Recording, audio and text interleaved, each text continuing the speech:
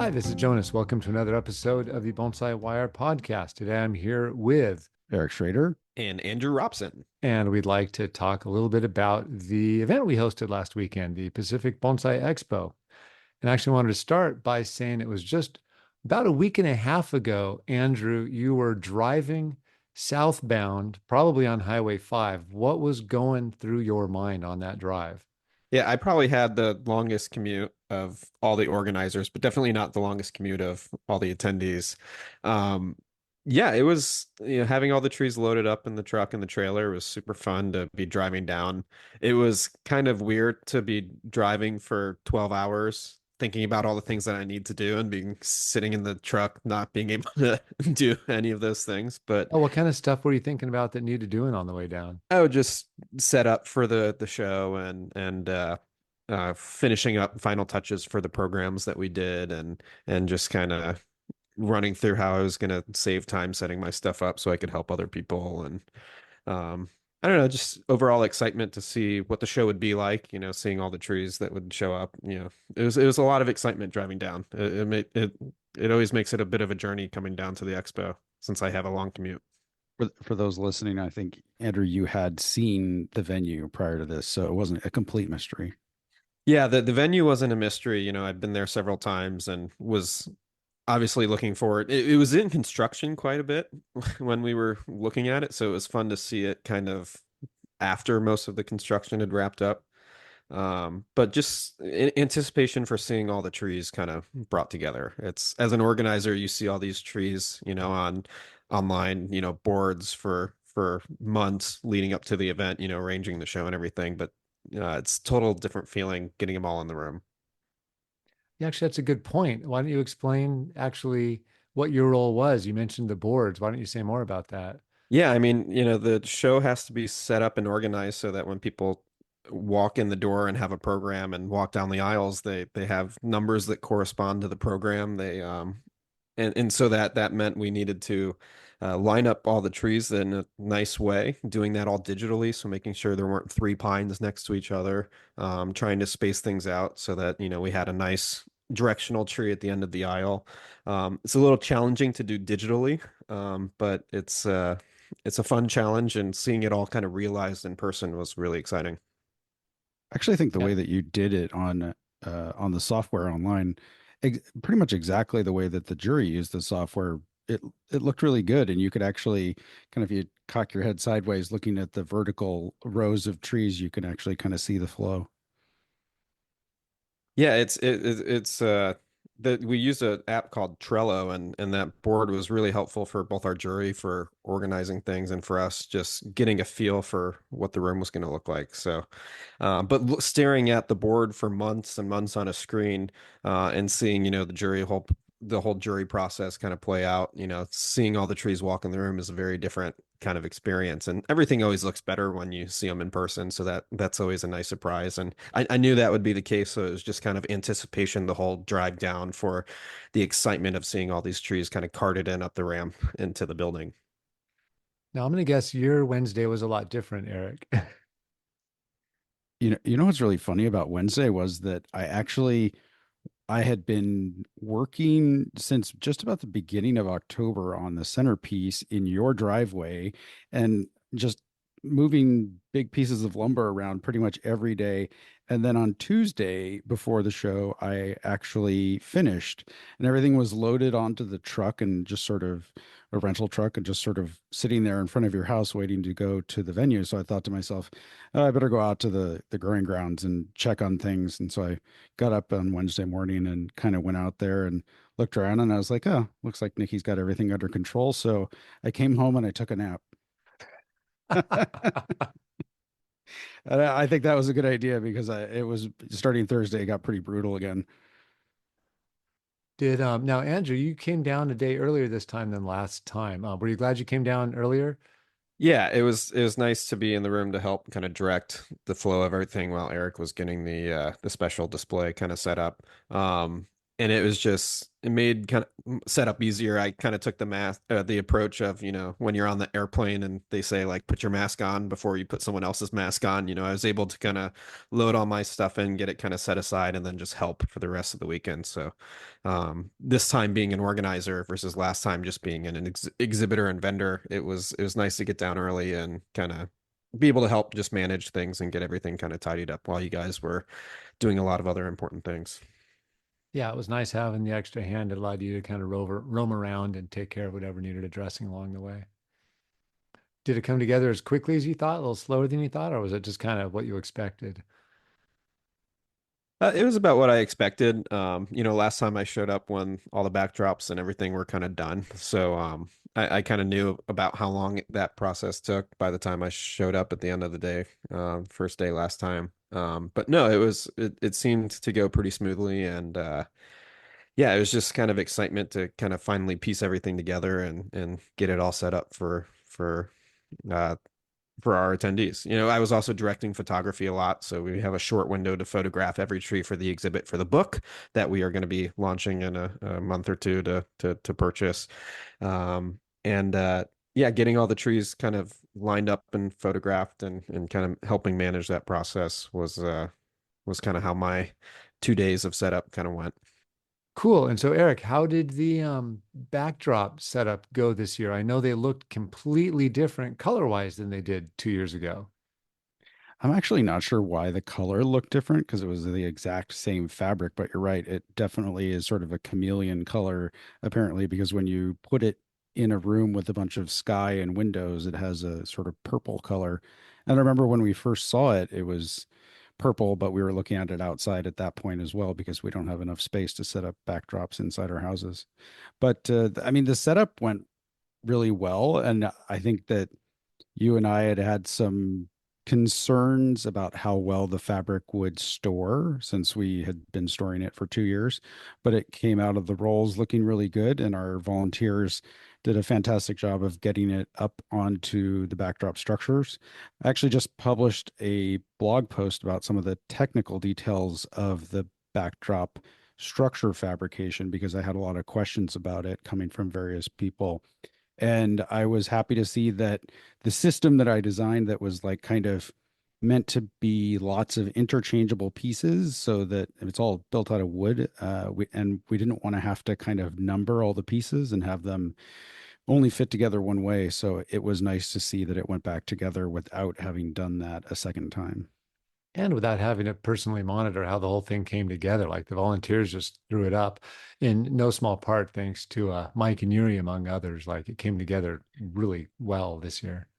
Yeah, I think Mike, Yuri, and Jay kind of actually know more about the backdrops at this point than I do. we should Perfect. we should have them on the podcast too. Yeah, that would be fun. And speaking of our volunteers, I just need to give a shout out to how amazing our volunteers were this year. I mean, I had a student who flew in from Minnesota and he was setting up and tearing down backdrops for hours and hours and hours before the event. So, and all the local guys that you had there, I mean, it was just we had an amazing set of helpers and we couldn't have done it without them. Yeah, it's a long list of people that made that whole thing happen, which was pretty incredible.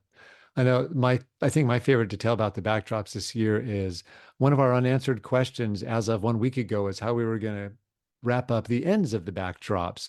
I think it was a combination of fabric tape and binder clips last time. Isn't that what we ended up with?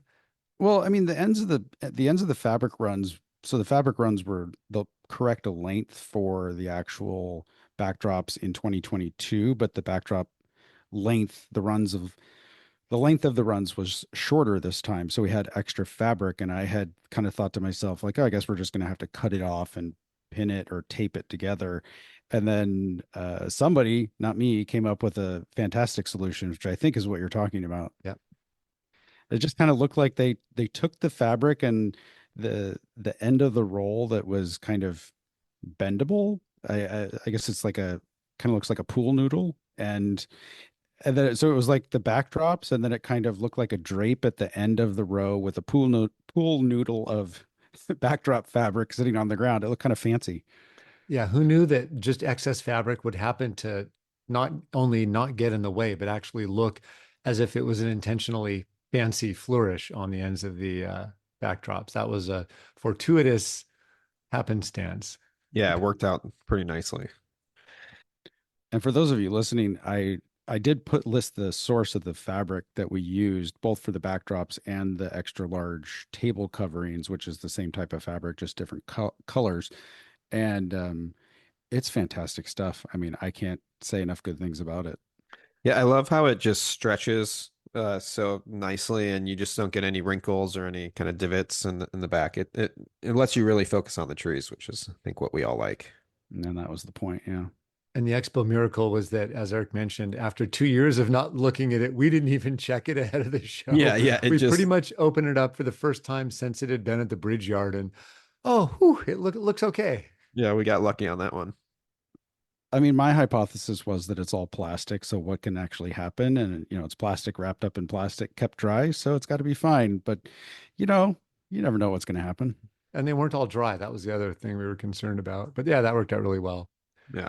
Now, Andrew, you said you were helping with the photography. That was, it sounds straightforward to take pictures, but we all know better. How many people do you think was on the photography crew at any given moment?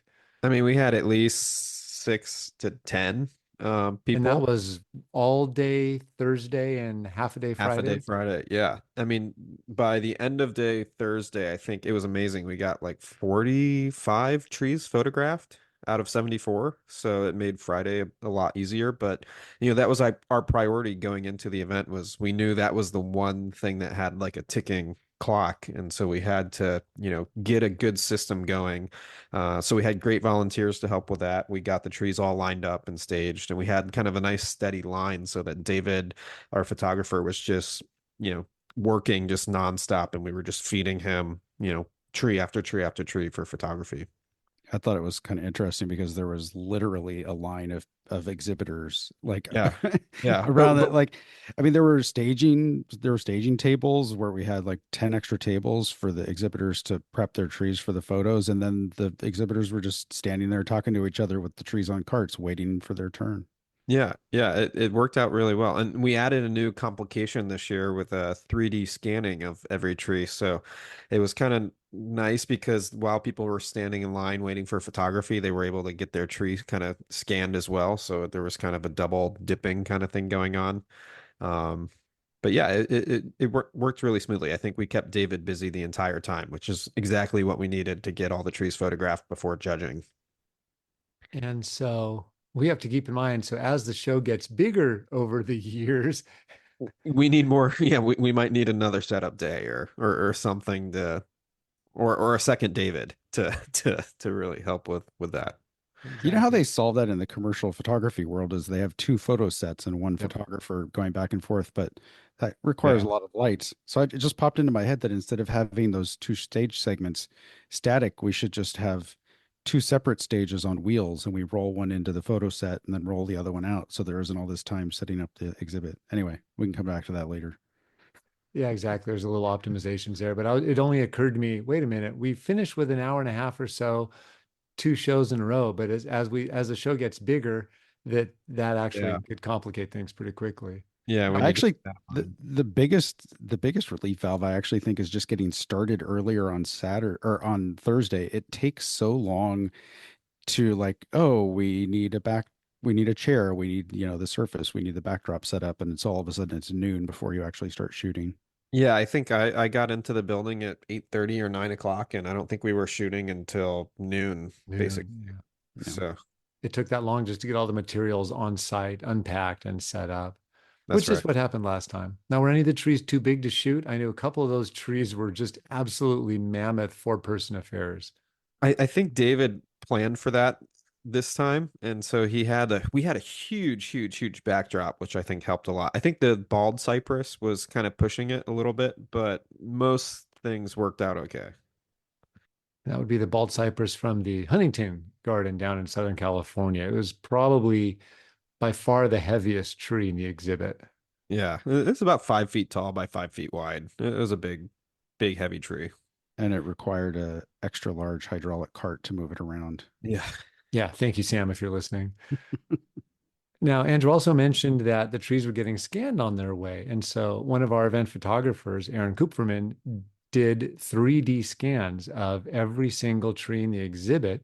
And he's actually making them all available at 3dbonsai.com. And they actually turned out really good. And so lots of people have good photos of, say, the front of a tree. But if you actually want to zoom in on the deadwood or look at the branch structure, you actually can using those scans. They're just awesome. And I have to say that the first time I saw one of the scans, my immediate thought was, "Oh shoot, now we can't hide the cuts in the back. We have to have just no cuts on the tree." I know at some trees that look really good in silhouette. When you look on the undersides of the branches, you're like, oh, so that's what's going on. Okay.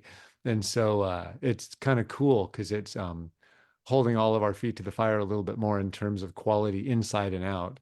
I mean, you conifer people get to hide a lot of stuff that us deciduous people don't really get to, and so we're kind of used to everything being exposed with all the leaves coming off every year. But no, I'm excited to see what Aaron put together because it's yeah. I saw some of the like renderings on his phone before editing, and it looked really interesting.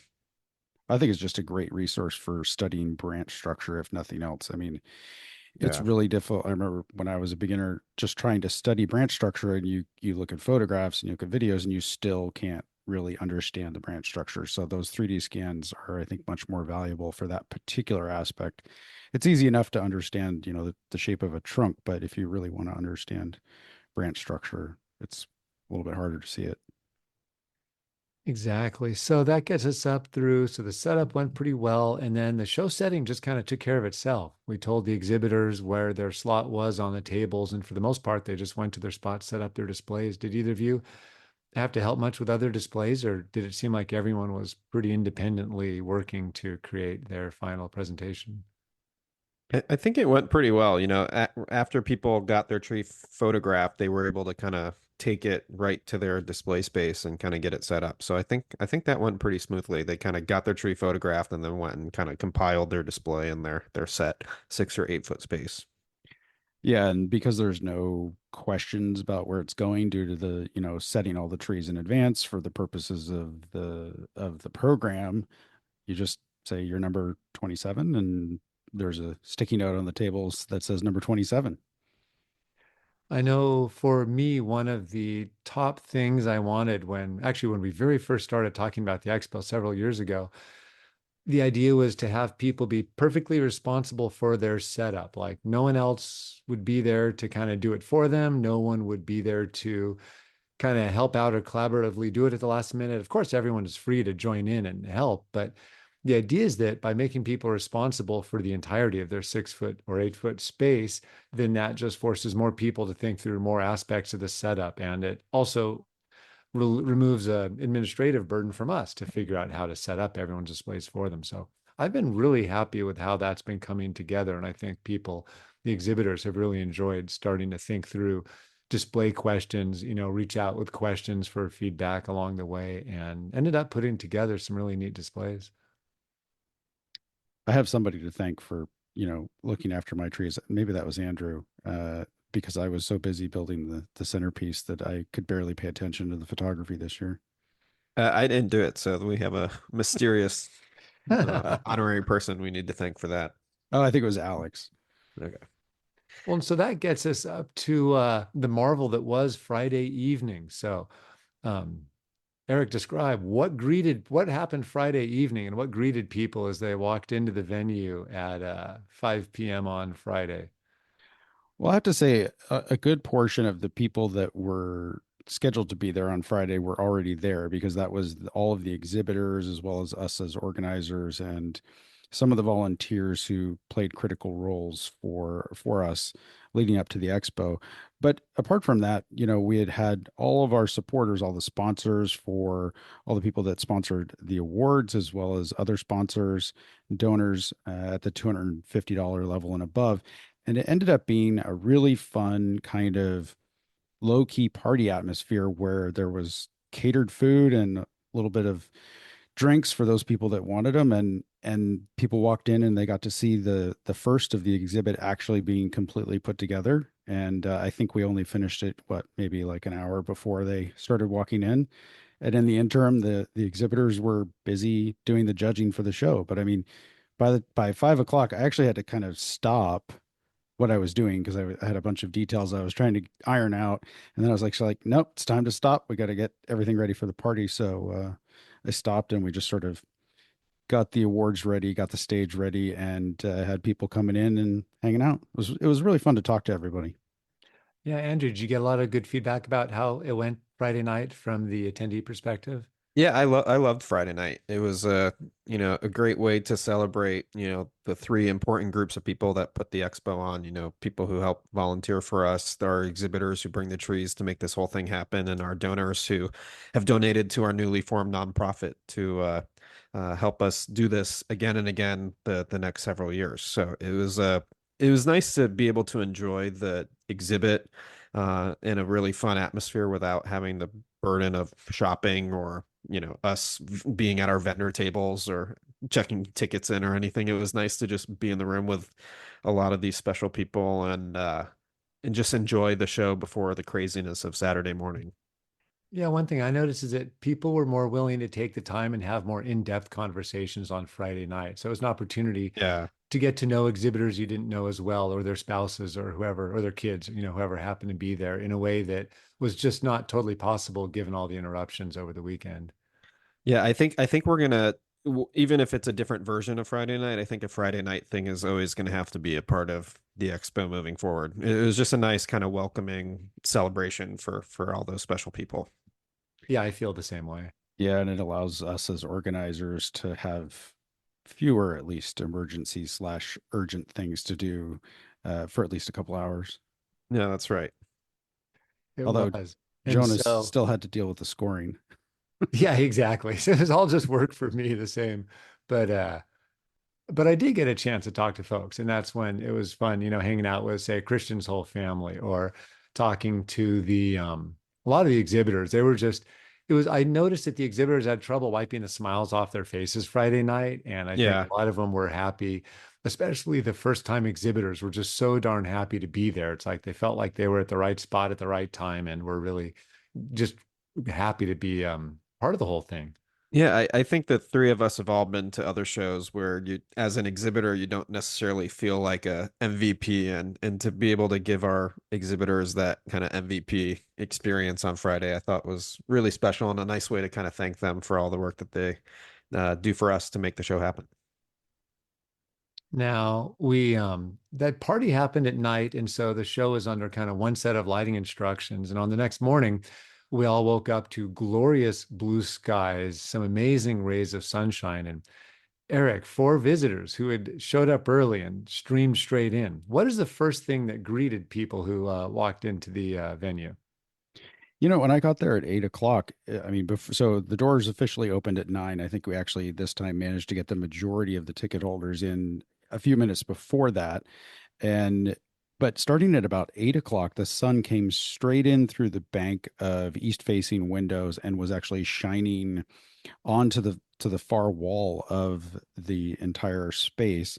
And then over the course of about the next 2 hours, it sort of creeped its way along the floor, highlighting first the vendor booths in the far end of the room, then the centerpiece in the middle, and then a lot of the displays in the display area, kind of one by one, had these horizontal or you know sideways shafts of light hitting them, and it was just absolutely beautiful. And I think this was the same time period where Bjorn from ICN Bonsai had shown up to take some really beautiful high definition video that he put out on his YouTube channel. If you haven't seen it, you should jump over there and see it because it's absolutely beautiful. And we got a lot of good photos, both kind of facing into the sun with the sun backlighting certain trees, as well as, the side light on the trees. And I'm not going to say it was 100% planned that way, but it was pretty close. I mean, we thought about the positioning of the rows relative to those windows because natural light for us is really important in an exhibit space. We feel like, when you're looking at bonsai in a garden, the light is always changing. And so having that added to the exhibit was something that we thought was really special for 2022. So even at the first visit to this venue, I was looking at the light coming in those windows and kind of thinking, okay, we have to put the rows facing essentially east west or the rows running east-west so that the light will go across the trees rather than either be behind or in front of them. And that's how I'd thought of it and how we'd been talking about it for literally over a year before the event. But honestly, it actually didn't occur to me that we would get rays of sunshine bathing the trees in glorious light. That was actually such a surprise at about 9:30 Saturday morning, running around with a camera trying to take as many shots as possible. That was just such impossibly beautiful light. We got lucky yet again with that. And I, again, totally unconscious. We knew to run the rows the right way, but I didn't think we'd be that lucky. Yeah, for Uh, me, it was really nostalgic of the first expo where we had amazing rays of sun and natural light, and it would change throughout the show. So I think I don't know, it was really sweet to It was see a that kind of callback. come up again. Yeah, it was a nice callback. It Yeah. was, it was awesome. And like Eric said, if you haven't seen Bjorn's video on the show, or if you didn't make it to the show, or even if you did, it's a really, really nice heirloom for us to kind of take and remember how great of a show it was, because this show was really outstanding. and I have to say, I was just shooting cell phone photos basically Saturday morning, which turned out great. But then I was like, okay, I'll bring my big camera on Sunday morning. And of course it was cloudy. So it Yeah. was bright light, but it wasn't sunny. And so, what was the big thing in the room that people noticed as they walked in? That's Well, I want to hear. I want to hear the description of that. For those who haven't seen it, I'll be curious what you're visualizing in your heads right now as Eric describes this. yeah, I mean, it's funny to listen to people's initial reactions to something that you've spent like a month fabricating. So if you haven't seen a picture of it, it is in the video from Bjorn, and you can see pictures of it on Instagram and whatnot.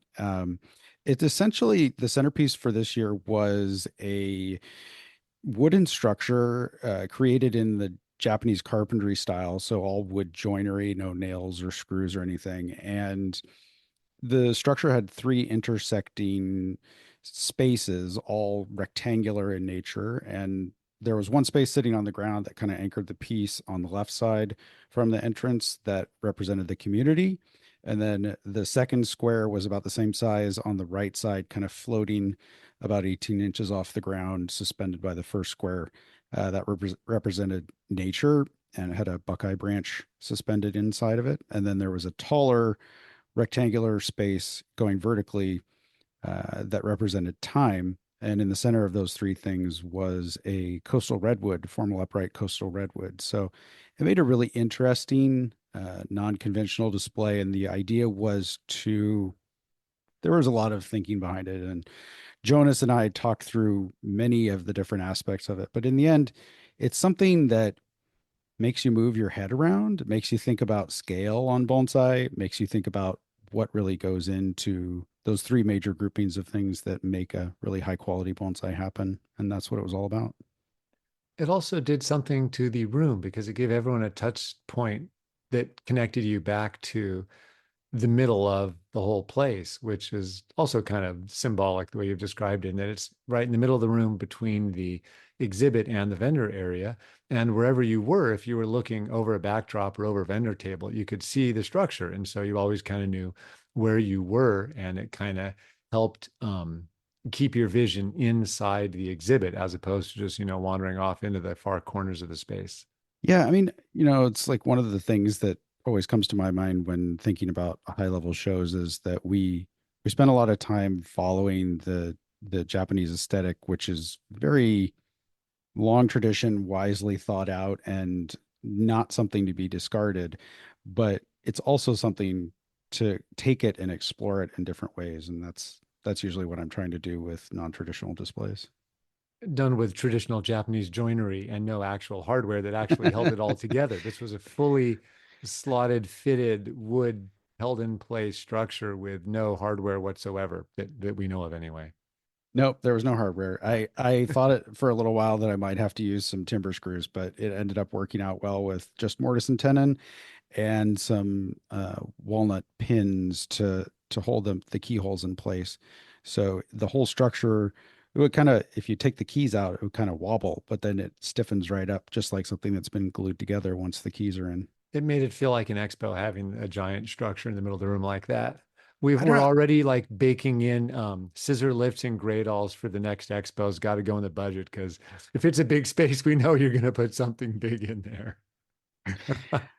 I don't know. It occurred to me like when I was almost done with it at towards the end of, our 3 weeks on your driveway of sawdust and messiness and me being exhausted every day that um, nobody else's bonsai show has a giant centerpiece. I'm not, I'm not really sure why not. Oh, you think about like the trophy in Europe, it's just rows of trees. Kokofu is just rows of trees. All the shows in Japan are just rows of trees. So I think centerpieces are a good idea. And just for the record, it wasn't even really my idea to have a centerpiece in 2022. That was sort of fell in my lap after the artist who had initially proposed a centerpiece had to drop out. That's true. But yeah, I hadn't thought of it that way. There are very few bonsai events in the world where there's something in the room that doesn't come from the rental company. Well, it's probably because it's too much damn work. But I- I will say it did involve laughter every single day. Um, Knowing that there was a scaffolding budget for the project. yeah, I mean, I think that people were like, "Oh, is this the jungle gym for the kids?" Kind of like you just walked into a McDonald's and it's the playground. But that was when it was half done, and then I think when they saw it done with the redwood sitting in the middle, that they were like, "Oh, wow, that's something really interesting." But it's always interesting to hear the reactions of the community to something unusual. And so that kind of sets the basic scene of the venue, the layout, how we all got there. The stars of the show, of course, were the actual trees themselves. And Andrew, how happy are you with the way the actual exhibit itself, the reason we went to all of this effort? What did you think of the It's show? super happy. I mean, I've been to most of the US national shows. I've been to every major show at this really high level that we've had in North America in the last 10, 15 years that I've been doing this. And I haven't seen a better show. I mean, it was. I think the thing that made me really happy was the quality of the deciduous trees was really, really high, and I think we've been working up to that. They used to be kind of an afterthought at a lot of shows. If you look at the Artisans Cup, there were a couple good ones in the room, but it was very much a Yamadori conifer show.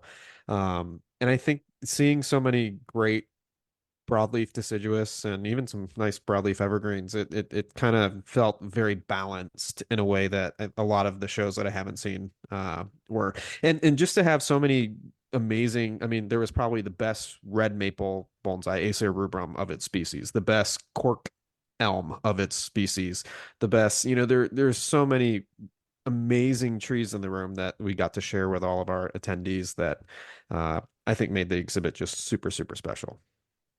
Yeah, we were oddly deep on quality deciduous trees. None of us saw that coming during the submission period, where we actually saw a lot of junipers submitted this year. But I'd say overall, the deciduous was probably the strongest category in the show. Yeah, it was awesome. And it wasn't just species. I think that I really appreciated the variety of styles or sort of motifs, I guess. So the Yeah. the the best extra large deciduous ended up going to a root over rock Japanese maple, which is not a very common thing. In fact, I'm not even sure I can think of another one. They certainly must exist, but then Bill Valvanis in the large extra or in the large deciduous category had this sort of grove of, I'm not even sure whether it was a grove or a raft of maples that was just extraordinarily gnarly looking, kind Yeah, of, the Kotohime maple. Yeah, it yeah, was kind cool. of fairy tale, kind of the old Walter Paul fairy tale story, where your bonsai get to the point where they're so craggly and old looking that all of a sudden it feels like it's straight out of a grim book. And actually, Yeah, that it felt says a lot. Those two trees you both just mentioned have such great history. Jeff's root over rock maples actually started in either 1950 or 1951 by Mr. Kuge in Alameda, of all places, actually, right on Pacific Avenue. And the trees only had three owners since 1950. And likewise, Bill actually had the entire story of the Kotohime maple. He introduced the species to North America in 1970 or 71. yeah. And it's it's just become an awesome exemplar for that species. So really incredible history, and even more interesting to know that the deciduous trees being strong do not happen overnight. Not like those Yamadori that Andrew's talking about. Like these trees belie decades of hard work. Yeah, yeah, and it was just fun to see that kind of manifested in our display. That was really special. It's not that there weren't great conifers there. There were some really fun conifers in the room too, but the deciduous game was strong this year. It I, really was. I haven't I, counted the species yet. I don't know how diverse the show was in total, but it did feel like a good mix the way it was kind of spread out across the room.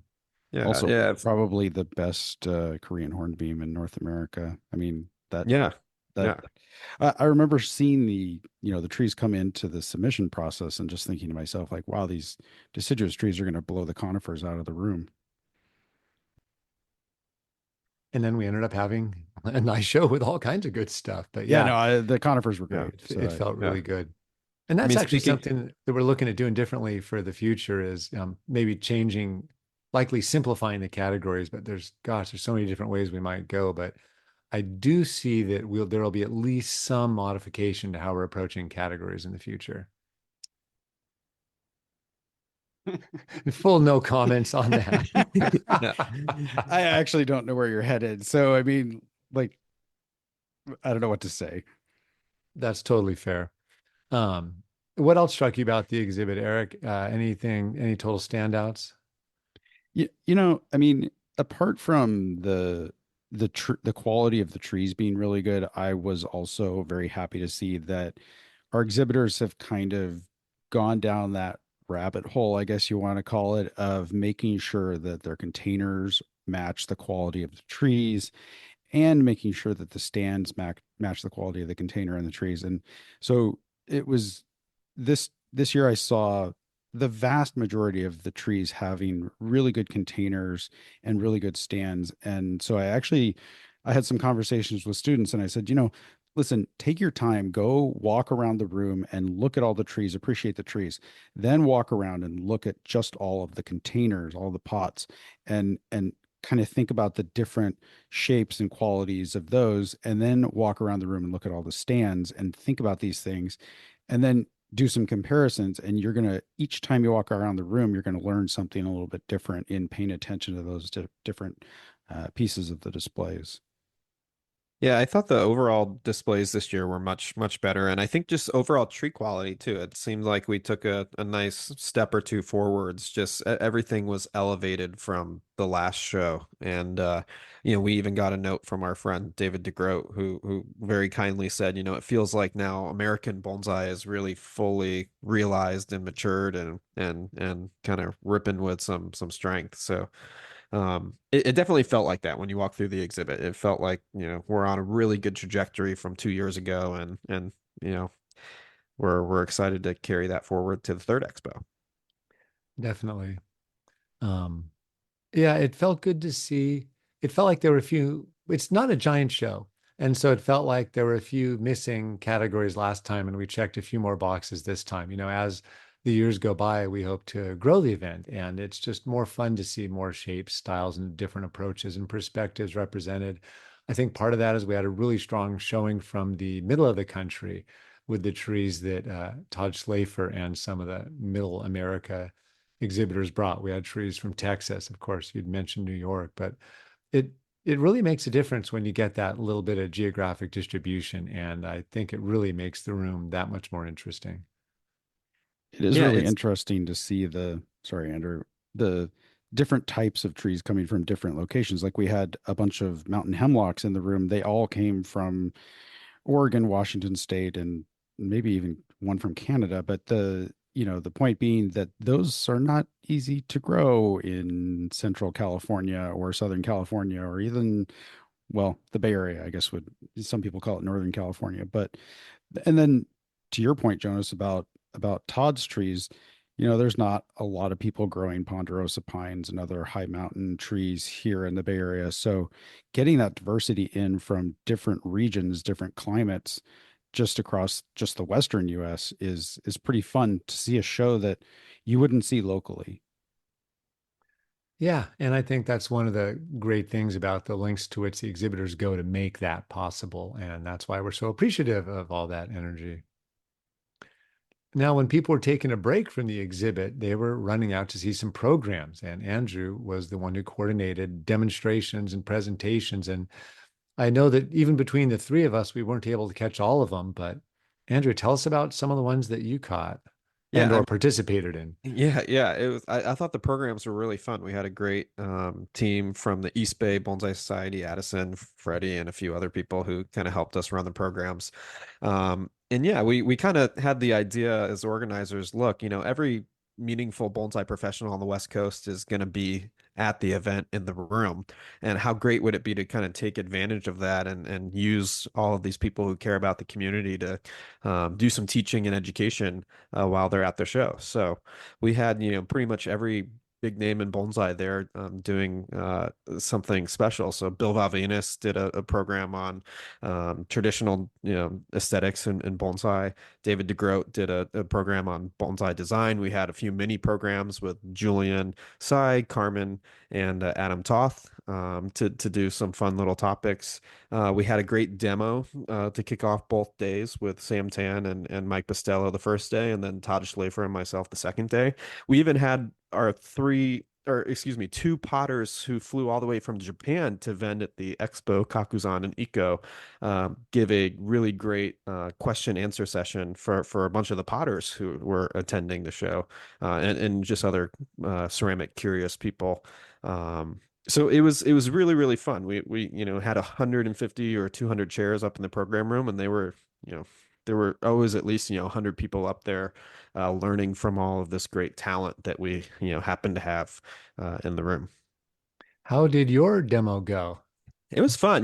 Todd Schlafer and I are good friends, and him being very heavy into Yamadori and me being really heavy into deciduous provided a nice counterpoint to different approaches and techniques and plant material for the audience. So we had a really fun time working together for that, and we had a question and answer session kind of halfway through, so we got to kind of sit in the back and kind of really crank through and finish our trees, which was actually kind of nice to not always kind of be performing on stage while you're working.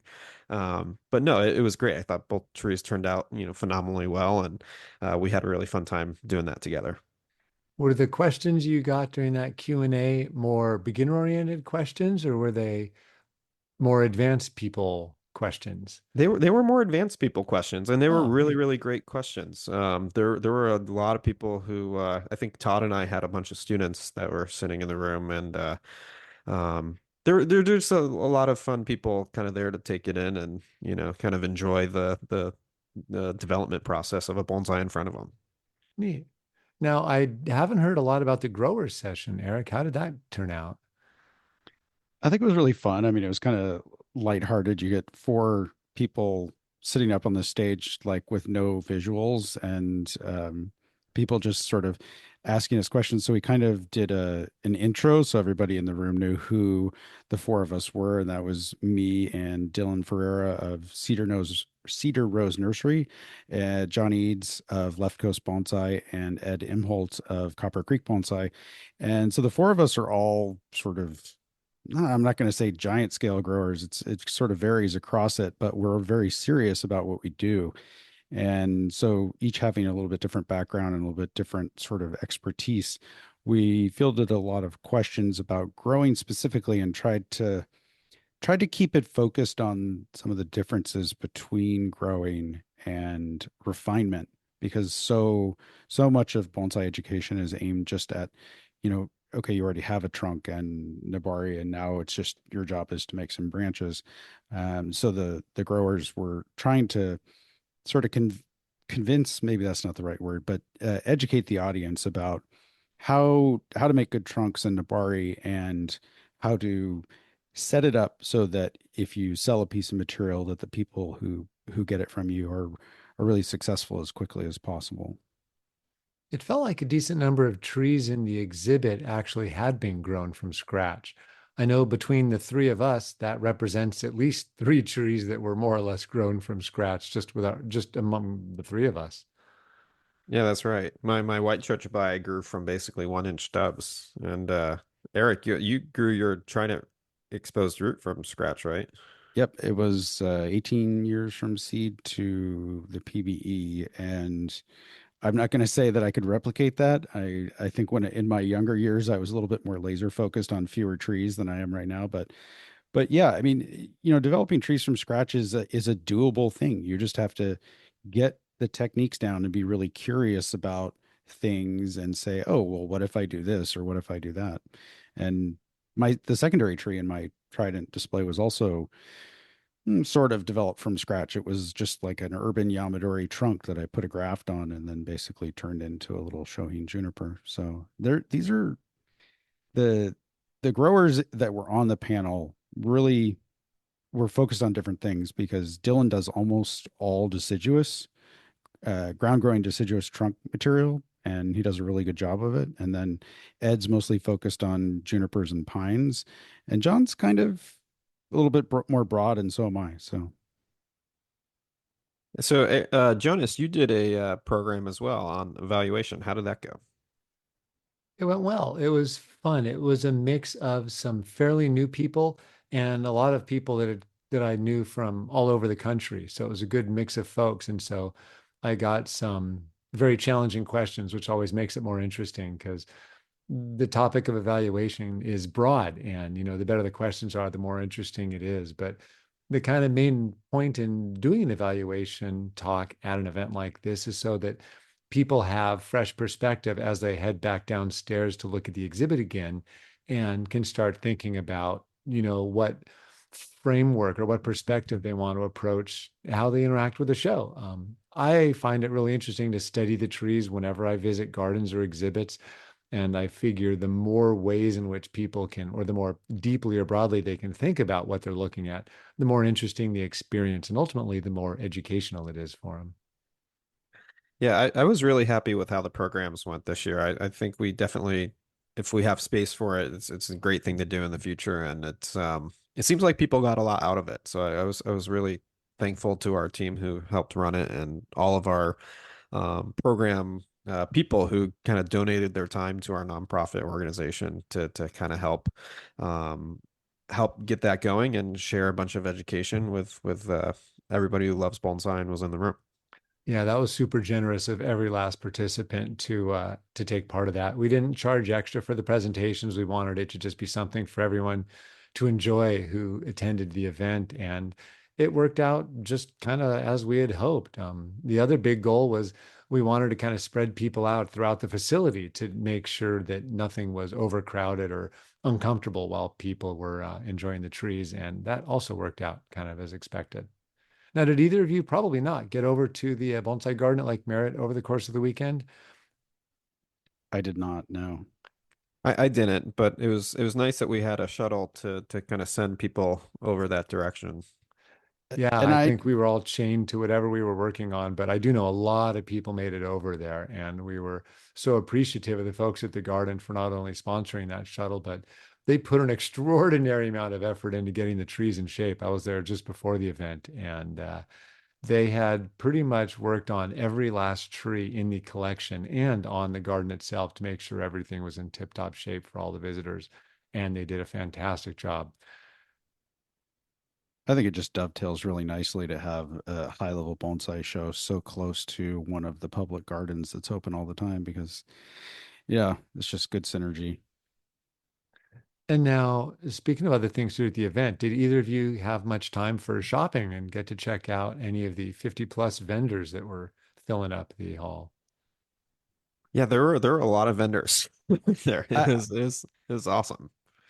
I was super excited by the selection of material in the room and being a grower and having done bonsai for 20 plus years, there's not very many times where I walk around a vendor room and say, "Oh, that looks really interesting," or something to that effect. I mean, pots are one thing, but there was really good tree material in the room as well. In fact, I ended up buying a very large cork bark elm trunk that I don't think I can even lift it up by myself. It's huge. Hopefully, a future expo tree. Maybe I'll have Andrew develop it for me. Hashtag 2038. Yeah. Yeah. Yeah. Always looking to the future. But I mean, the vendor area for, was crazy. I mean, from what do we have? Probably a dozen different potters in the building, and some of those potters had, you know, 200 plus handmade pots in their on their tables, and a lot of them did pretty well. And I Yeah, was I a was vendor as tickled well. to see the selection they had and the distance from which they traveled. It's not every day you get three vendors from Japan at your show, two of them the actual potters themselves. And we also had, Richard Carney from New Zealand, which was absolutely amazing to have him on board too. Yeah, what an amazing opportunity for our attendees. I mean, we had more number of vendors than like any other show I know of in North America. It was a great shopping experience. I had so many clients and students who were making really good use of it, going over to Now's booth and everyone else's booth and just kind of, taking advantage of all the great material that was in the room. I took Uh, my time instead of just shopping because the thought of bringing home more trees didn't seem super feasible right now. But Yeah, what I did I'm do is take a bunch of pictures of material and help some people. I love the topic of trying to help people figure out how to shop at events like that. Like if you're looking for whatever your price range, whatever type of material you're looking for, how do you be kind of effective at, bringing home what's exciting to you in light of, all the options, the crazy amount of options. I just want to say I actually saw a, not I saw at least a few trees that with a few years worth of work could probably make it into the expo in the sales area. And that's really kind of a nice thing to see because even if the price is like pretty high, like being able to walk in to a show in the US and actually buy a show quality tree is not something that we've largely seen uh, up until very recently. So it was kind of refreshing to have basically not show ready trees, but show quality trees that just needed a little bit of polishing on a lot of the sales tables. Yeah, I think there were a lot of future expo trees there. I actually had a lot of clients, there shopping and buying some. I had a client buy an amazing black pine for a pretty good value. That's going to be a future expo tree. I had a client buy from the same vendor that you got your elm, a huge kind of trident sumo kind of style, tree that is going to, on a future expo track now. And yeah, it was really fun to see, future expo trees in the vendor area and having our eager attendees kind of take advantage of that. I know, Andrew, every one of your trees that you brought to your vendor table could definitely be on the track. How many years out do you think the trees you had brought to Yeah, vend? I think 5 to 10 years, Five to every 10, yeah. tree that I brought was a future expo tree. And I And think, say, everything on Todd's table was less than that, probably. yeah, that's right. Todd brought a bunch of The crazy pines, awesome the trees. juniper, yeah. And Some of them so, were wired up spruce in show containers. Yeah, yeah. So it was nice. just what an opportunity for people to just walk around, buy amazing trees, buy pots for their future expo trees. There were even quite a few stands in the room. I had several clients buy some stands for, hoping to show trees in the future. So it was just a Good. really, really awesome shopping experience. Well, and so speaking of buying trees and stands and whatnot for the future, I know where my head has been the last couple weeks in terms of the future, but how has this event informed your thoughts for a 2026 Expo? Man, I just keep going. Like I spend so much time working on little stuff because I find that it's cute and fun and fast and like people, like it just as much as I do. I sell lots of little stuff on Bonsai, but like for myself, I just keep thinking, I think I need bigger trees. Like, I mean, I'm just going to get a really big one. And then but really big trees take longer to develop, or at least, big deciduous material takes a long time to develop. Although Andrew has an approach that I think is a little bit speedier than mine, but you know, I think it does. It's not just size, but looking at those quality markers and thinking to yourself, like, okay, what do I actually have already that's getting close? And I think I'm gonna have more than one display next time. Just maybe not giant trees yet. Yeah, What I kind of walk through my garden every time after a show like this, and I literally this week, I got home from the expo on Monday or Tuesday, and I was already walking through the garden saying, okay, these five I'm going to get ready for the next one, and then this one's not ready yet, but that's going to be ready for the one after 2026. Um, so yeah, I try and with all of my high level students and clients and with all of my own trees, if it's not an expo tree, I don't even want it on the property. I'm have every single piece of material on my property kind of on an expo track. And that's kind of where my head is because hopefully because we set up an amazing nonprofit and we got a lot of great donations, we can do the next expo, and we can hopefully do some more after that. So I'm definitely kind of always forward thinking and really excited for what the third expo has to offer.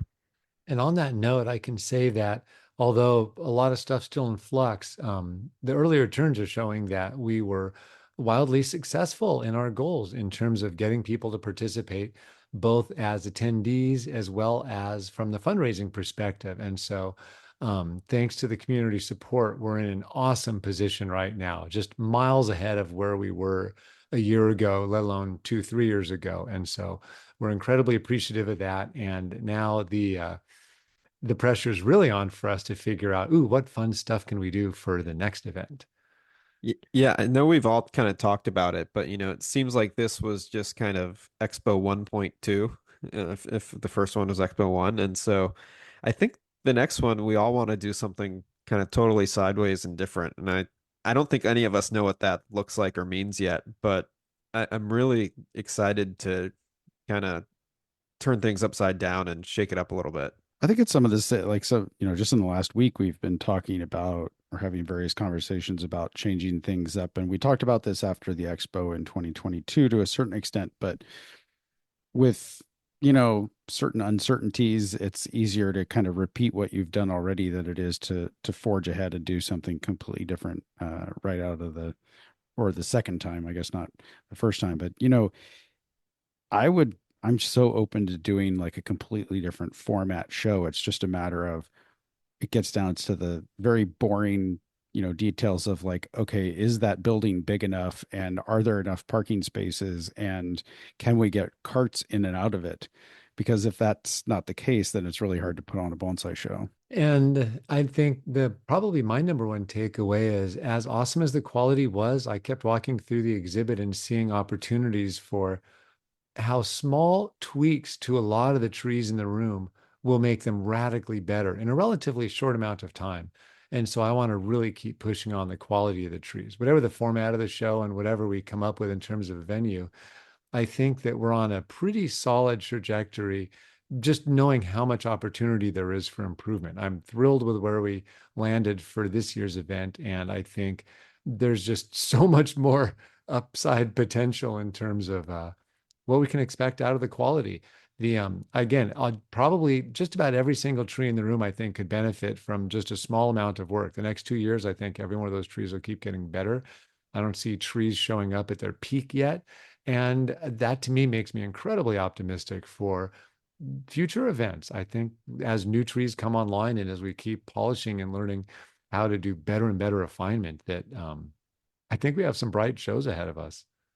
Yeah, I do too. And something that was really encouraging to me was actually hearing so many people who weren't participating in as an exhibitor this time, excited to get on that trajectory, get on that track in their own bonsai journey, and be a future expo exhibitor. And so I heard from so many exhibitors who are planning their next move, but also so many people who are yet to be exhibitors that are excited and kind of gearing up for what we have in store in 2026. I think our message in 2022 to people that didn't make it through the jury was, submit the same tree in 2024 and see what happens. And we actually saw a couple that didn't make it in 2022 get revamped a little bit and submitted again in 2024, and they actually made it. And it was really nice to see that sort of progression for those particular trees. And how meaningful that is, I think, for other people to just sort of keep their eye on, okay, I can do this. It's just going to be another 2, 4 years, something like that, and then I'll get there. And a lot of trees drop out along the way. We had far more trees drop out over the year this year than we did 2 years ago. And so our alternate list actually, we leaned on it heavily. And we expect to do that again in the future. It's not every tree is going to look perfect every day of every year. And so as we try to grow the show, it just means more overall participation, which is one of our big goals, is just to get more people invested with the production and maintenance of really, beautiful trees. Here's to 2026. Yeah. And just like Andrew was saying, people are coming up to me all weekend. Another 4 years, I think I'll be there. Might be 4 to 6 years, 2 more years. And so people really, and a lot of these people I'd never even met before, and they were just super excited. Like, I want to play. How do I submit? Where's the website? Like, some people were actually asking me the nitty-gritty detailed questions, and I was happy to point them to the website where we'll have all that info. I mean, it's so important for us to be doing what we're doing, for Bill to be doing what he's doing with the national show, like having a consistent show at a consistent time. We're doing it in the US every other year, and just like Bill is. Having that thing that people can plan for and look forward to is such a driver of quality bonsai. We see that in Japan with Kokofu really kind of driving quality over there. And I'm really excited to see where this is kind of pushing bonsai here on the West Coast and beyond. Yeah, and none of it's a gimme. And so we're going to need a ton of support from the community to do that. And we've got a lot of ideas for how to make that happen. But I think for any of that, any of these grand plans to take place, we're going to need a lot more contributions from people helping out along the way. I think we've got an absolutely awesome starting point for that. As we mentioned, the volunteers from, Mike and Yuri helping to set up, Alex running the photography and every other item along the way, as well as producing the program and now the book.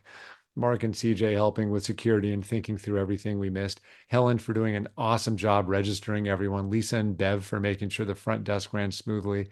We've got an awesome core team, and we're just looking to keep growing that team because that's what's going to make the difference and allow us to do more and more exciting things over the coming years. It takes the whole community. And yeah, this time the volunteers were really I mean, not to say they weren't in 2022, but they were really the backbone of the entire weekend. So we're very grateful to have all of that support. Yeah, it seems like the community really wants this and appreciates this. I mean, we had so many people fly in from every corner of North America and beyond. And it was just, I don't know, it feels like we're on a really good path. We got really good momentum, and everyone's helping us do it together. We have great donors, we have great volunteers, we have great exhibitors, and I'm looking forward to 2026. Now, we should mention that there are a couple of helpful resources on the website. Our most common question has been, when will the book be available for pre-order? That's coming very soon. So I'd say, it's currently early November when we're recording this, and I would say check back around middle of the month. Hopefully, we will have that available online. We also, as Eric mentioned, have an article that talks about the backdrops in detail. And we have not only photographs of all of the award-winning trees, but a link to all of the scores for anyone that wants to check that out. All of that is available at pacificbonsaiexpo.org. And there's also a link to the 3D bonsai scans if you're interested and want to find it there. Yeah, definitely check out the 3D bonsai scans. I am a big fan. And I know all of us will be continuing to kind of share more photos, stories, and info from the event. Of course, future events we'll announce as that comes out, but that covers most of what I had on my mind tonight. Either of you have anything you want to wrap up or share with folks tonight? I just want to reiterate, like, if you haven't seen Bjorn's video about the show, he did a really good job really capturing the weekend. So thanks, Bjorn, for that amazing bit of cinematography. I've seen the video like 4 times, and I'm sure I'll be watching it kind of leading up to the next expo, kind of just getting excited about, the power. Because hopefully we just inspire more exhibitors, attendees, donors, volunteers, so that we can keep doing this. There's a lot of great videos out there, but I think Bjorn's is like that crossover between great bonsai and great cinematography. Like he just went at it. So yeah.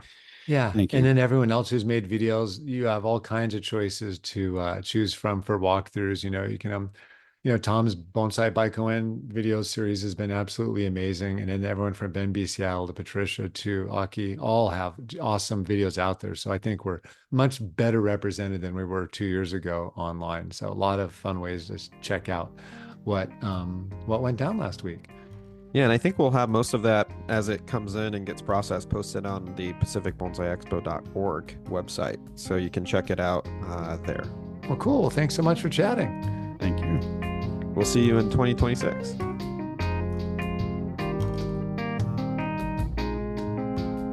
music on today's podcast was brought to you by the fine folks at Blue Dot Sessions. Check them out at www.sessions.blue.